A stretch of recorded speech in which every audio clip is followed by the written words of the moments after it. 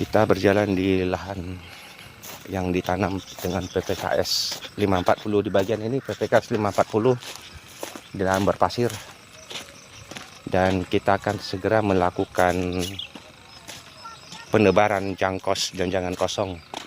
Sebelumnya kita udah kasih kotoran hewan dan solid, jadi pupuk organik harus kita perbanyak di lahan yang berpasir supaya kelak dalam jangka panjang tanahnya tetap terjaga strukturnya ya, yang mendukung perkembangan sawit di kemudian hari, sehingga produktivitasnya stabil.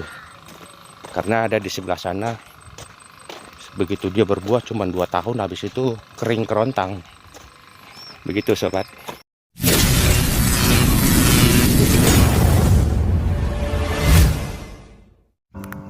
Jangan kosong atau biasa disebut jangkos atau tandan kosong disebut juga tankos, itu termasuk bahan organik yang berperan dalam memperbaiki sifat fisik tanah, khususnya tanah berpasir maupun tanah lempung. Warna tanah akan berubah dari terang menjadi gelap yang mempunyai pengaruh yang menguntungkan terhadap sifat fisik tanah. Pada penebaran jangan kosong kali ini kita akan selingi juga dengan pemberian pupuk hayati Bionensis. Kita lakukan percobaan karena sebelumnya itu memang kita lakukan dengan pemberian kotoran ayam dan solid yang disemprot dengan M21 decomposer. Jadi kali ini dengan Bionensis kita coba dulu. Aplikasi Bionensis ini cukup mudah. Pertama-tama nih kita tebarkan dulu ya Bionensisnya, ini yang warna hitam ini. Baru nanti di atasnya kita tutupi dengan janjangan kosong atau tandan kosong, sehingga diharapkan nanti bakteri-bakteri dari Bionensis ini cepat berkembang biak di sekitar tanaman sawit kita. Sangat mudah sekali. Ini nih yang Bionensis yang warna hitam ini kita tutup segera dengan janjangan kosong. Bionensis ini merupakan pupuk hayati hasil riset dari PPKS untuk meningkatkan produktivitas kelapa sawit secara berkelanjutan, yang dimulai dengan memperbaiki kesehatan tanah. Ini poin paling utama dari Bionensis.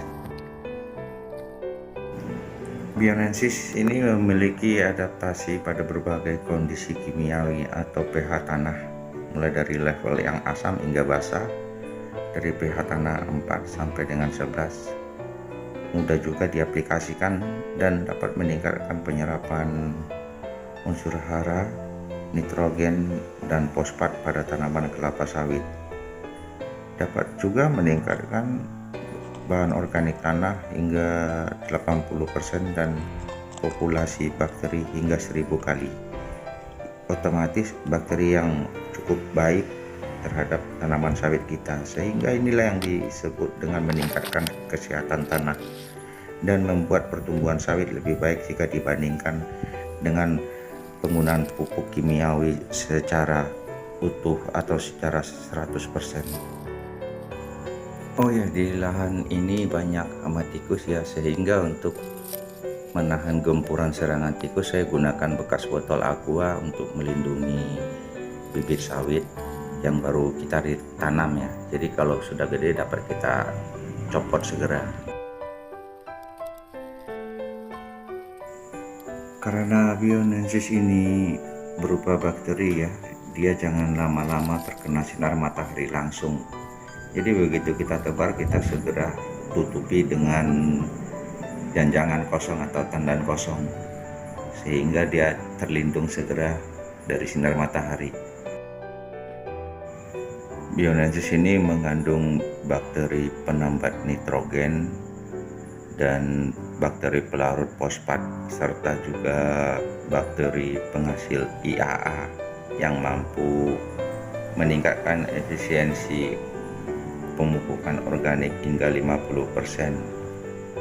Jadi Bionensis ini memang pupuk hayati, sekaligus juga untuk menjaga kelestarian lingkungan dan menjamin keberhasilan usaha persawitan kita.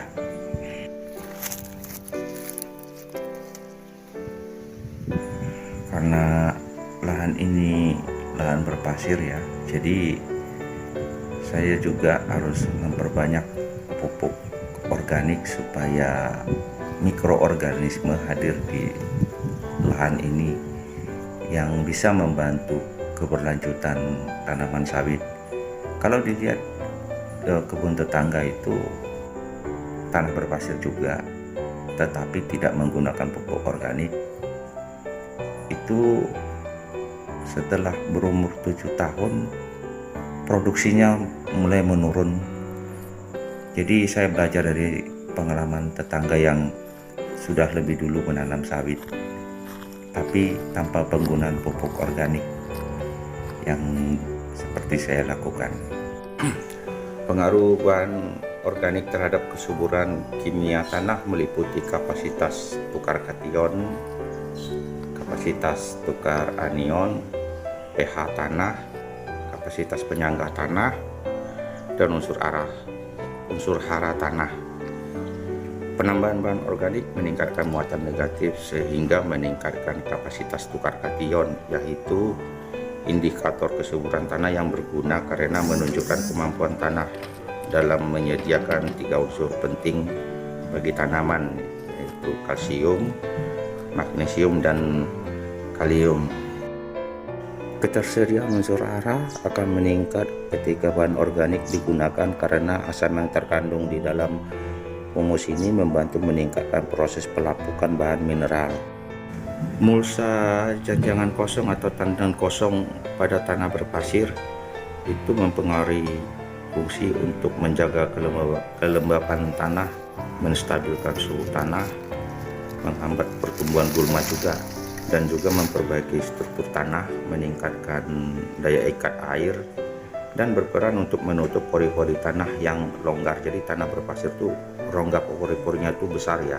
Saat pemberian pupuk Hayati Bionensis, mulsa janjangan kosong ini menutupi sebaran Bionensis agar lembab dan tidak terkena sinar matahari langsung untuk waktu yang lama, sehingga bakteri yang terkandung di dalamnya cepat berkembang biak.